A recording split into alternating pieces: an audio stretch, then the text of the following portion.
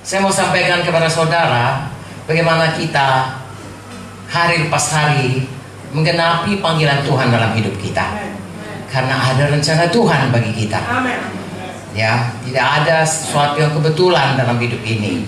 Tuhan yang menciptakan langit dan bumi, yang menciptakan manusia, semua sangat sempurna rencananya, semua sangat teratur, dan semuanya, saudaraku, kita melihat ya sangat baik.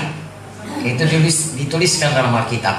Mulai dari hari pertama, hari kedua, hari ketiga, sampai terakhir Tuhan menciptakan manusia. Tuhan berkata semua itu baik. Bahkan untuk manusia Tuhan berkata sangat baik. Jadi sebenarnya saudaraku, itulah rencana Tuhan. Biarlah kita masuk dalam rencana Tuhan itu. Kalau kita baca dalam buku Kejadian, bagaimanakah rencana Tuhan, bagaimanakah kehendak Tuhan bagi manusia, kita bacalah sama-sama. Kejadian 1 ayat 26, 27, 28. Apa kata Tuhan mengenai manusia? Berfirmanlah, sama-sama kita baca. Berfirmanlah Allah, baiklah kita menjadikan manusia menurut gambar dan rupa kita, supaya mereka berkuasa atas ikan-ikan di laut, dan burung-burung di darat, dan atas ternak, dan atas seluruh bumi, dan atas segala binatang melata yang merayap di bumi. Maka Allah menciptakan manusia itu menurut gambarnya. Menurut gambar Allah diciptakannya dia, laki-laki dan perempuan diciptakannya mereka. Allah memberkati mereka, lalu Allah berfirman kepada mereka, beranak cuculah dan bertambah banyak, penuhilah bumi dan taklukkanlah itu, berkuasalah atas ikan-ikan di laut dan burung-burung di udara, dan atas segala binatang yang merayap di bumi. Kalau kita baca apa yang dikatakan Tuhan mengenai manusia, pada waktu Dia menciptakan manusia, Tuhan menciptakannya segambar dengan Dia. Semua kita tahu Tuhan itu mulia.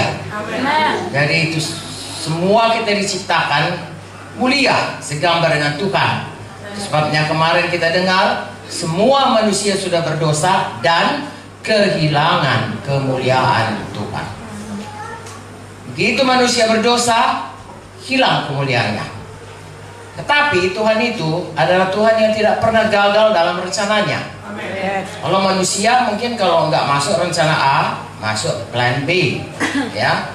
Tetapi Tuhan tidak. Sekali Dia mempunyai rencana, Dia akan terus mau rencananya itu dijadikan. Kalau Dia mau menciptakan manusia segambar dengan Dia, maka Tuhan akan membuka jalan. Walaupun manusia itu sudah jatuh kepada dosa, Tuhan punya rencana bahwa manusia itu akan dipulihkan segambar dengan Dia. Amen.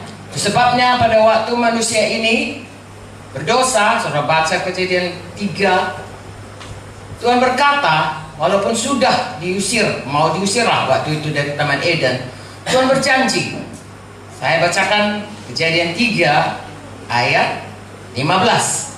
Inilah janji Tuhan untuk memulihkan manusia kepada rencana Tuhan semula.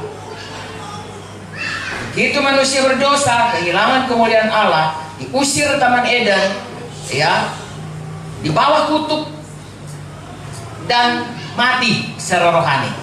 Dan kemudian kira-kira 1000 tahun matilah manusia itu. Makin lama makin pendek umurnya, makin lama pendek. Dan buku Mazmur dikatakan manusia 70 tahun, kalau kuat 80 tahun. Itulah umur manusia di bumi ini.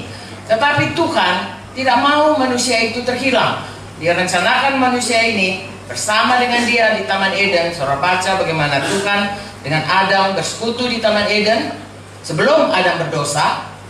Bisa sudah Adam berdosa, dia diusir, tapi Tuhan mau bersekutu dengan manusia dalam bumi tanpa dosa.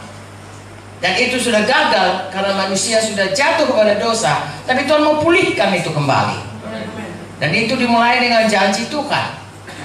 Dalam Kejadian 3:15, Aku akan mengadakan permusuhan antara engkau, setan, ya, ular itu adalah setan, dan perempuan ini, antara keturunanmu dan keturunannya. Keturunannya akan meremukkan kepalamu, dan engkau akan meremukkan tumitnya. Semua kita tahu saudaraku, bahwasanya artinya satu waktu Yesus akan datang dan Yesus akan menghancurkan kuasa setan. Tapi untuk itu Yesus harus menggantikan kita, menerima hukuman kita. Itulah sebabnya Yesus disalibkan, disengsarakan dan mati bagi kita.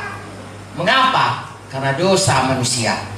Itulah rencana Tuhan, saudaraku. Kita melihat bagaimana Tuhan membuat itu satu persatu dari mulai sesudah manusia itu berdosa, bukannya tambah baik, tambah jahat.